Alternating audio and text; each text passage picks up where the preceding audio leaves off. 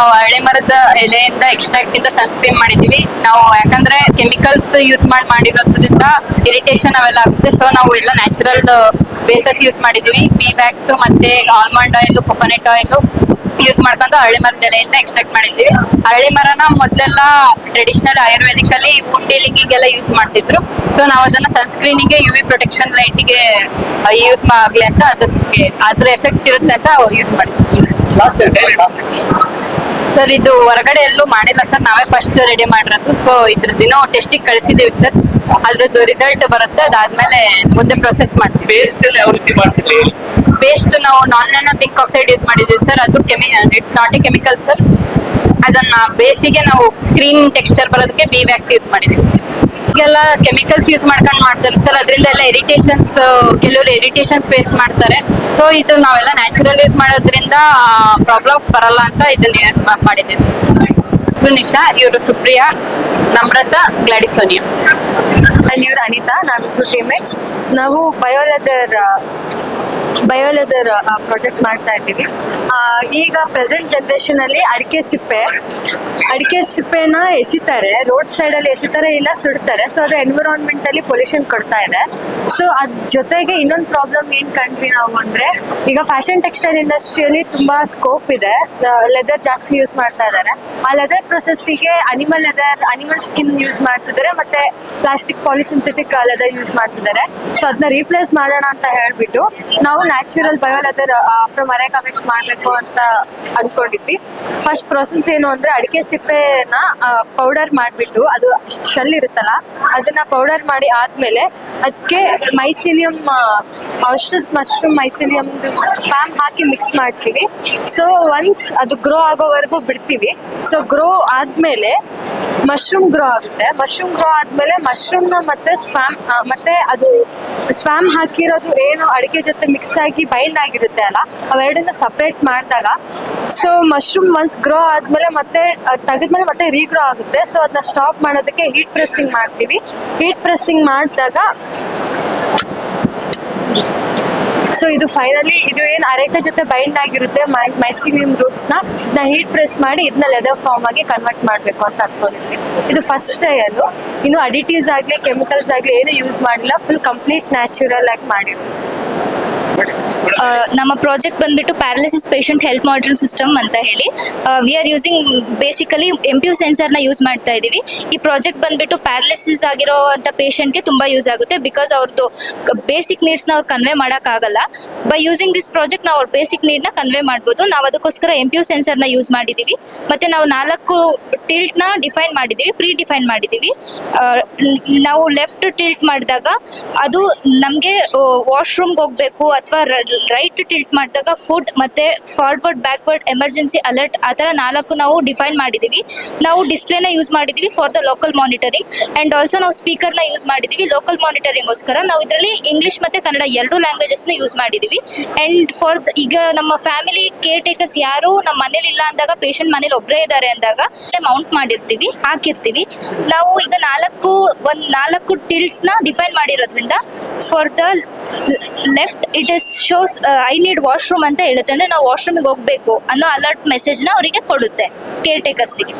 And next one is left ಸೈಡ್ಗೆ food ಬೇಕು, ನನಗೆ ಹೊಟ್ಟೆ ಹಸಿತಾ ಇದೆ, ನನಗೆ ಊಟ ಬೇಕು ಅನ್ನೋ ಮೆಸೇಜ್ನ ಅವ್ರು ನಮಗೆ ಕೊಡ್ತಾರೆ. ನೆಕ್ಸ್ಟ್ ಫಾರ್ ದ ಫಾರ್ವರ್ಡ್ ಮುಂದ್ಗಡೆ ನಾವು ಟಿಲ್ಟ್ ಮಾಡಿದಾಗ ಐ ನೀಡ್ ಫುಡ್ ಅಂತ ಬರುತ್ತೆ. ನೆಕ್ಸ್ಟ್ ಬ್ಯಾಕ್ವರ್ಡ್ ಮಾಡಿದಾಗ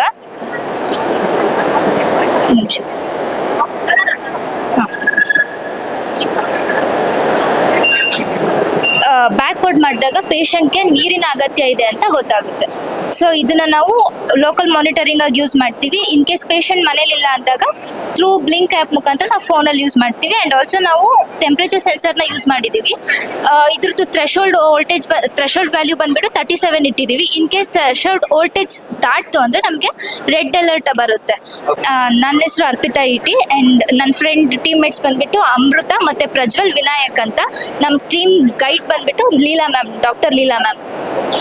ಪ್ರಾಜೆಕ್ಟ್ ಬಂದ್ಬಿಟ್ಟು design and development of soil testing based crop monitoring system ಅಂತ.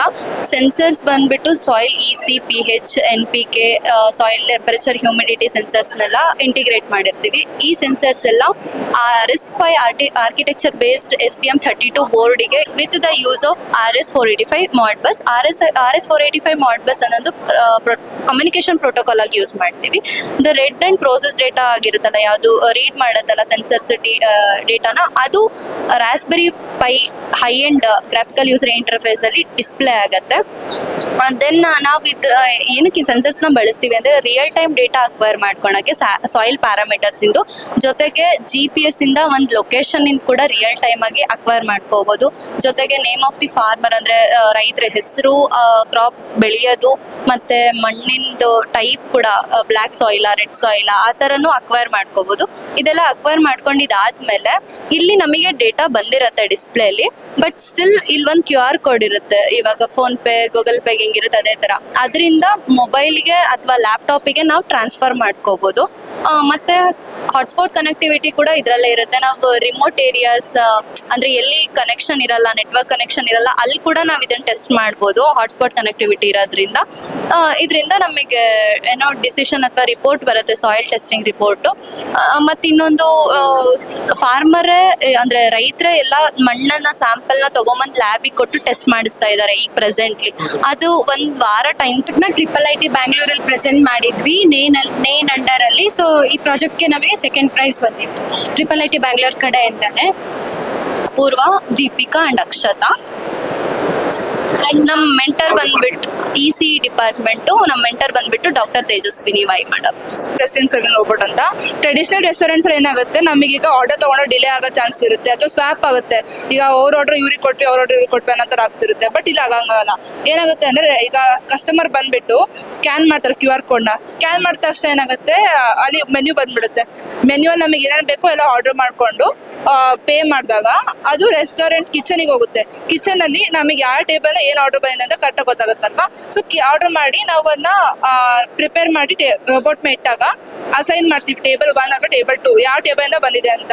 ಆ ಟೇಬಲಿಗೆ ನಾವೀಗ ಕೋಡಲ್ಲಿ ಏನು ಮಾಡ್ತೀವಿ, ಟೇಬಲ್ 1 20 ಸೆಕೆಂಡ್ಸ್ ದೂರ ಇದೆ 20 ಸೆಕೆಂಡ್ ಕೊಡ್ತೀವಿ, ಟೇಬಲ್ 2 40 ಸೆಕೆಂಡ್ಸ್ ದೂರ ಇದೆ 40 ಸೆಕೆಂಡ್ಸ್ ಅಂತ ಕೊಡ್ತೀವಿ.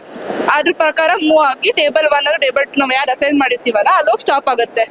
ಅಲ್ಲೋಗಿ ಸ್ಟಾಪ್ ಆದಾಗ ಏನಾಗುತ್ತೆ, ಕಸ್ಟಮರ್ಸು ಫುಡ್ ತಗೊಂಡಾಗ ಅದು ಹೇಳುತ್ತೆ here is your food enjoy ಅಂತ.